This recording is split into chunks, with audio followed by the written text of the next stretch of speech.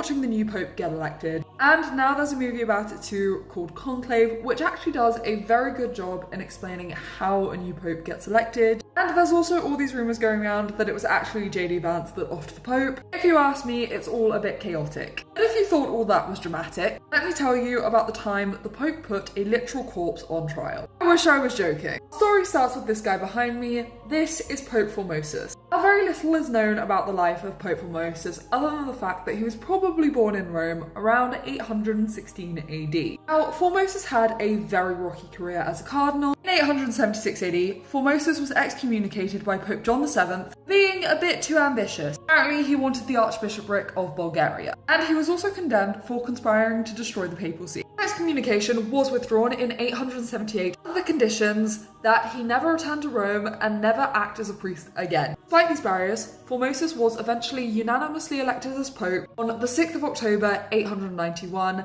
and he ruled for 5 years, dying on the 4th of April 896. Now, you'd think that would be the end of our story. However, Formosus had a massive feud with the governors of Spoleto, which apparently didn't end when he died. Because in 897 AD, they backed Pope Stephen VI. Stephen VI is best remembered for his role in what became known as the Cadaver Synod. What exactly is that, you ask? Well, let me tell you. Stephen hated his predecessor so much that he had Formosus's rotting corpse dug up, dressed in papal robes, enthroned, and put on trial in front of the Roman clergy. This episode is best encapsulated in this painting by Jean-Paul Lauren in his 1870 painting Formosus and Stephen VI.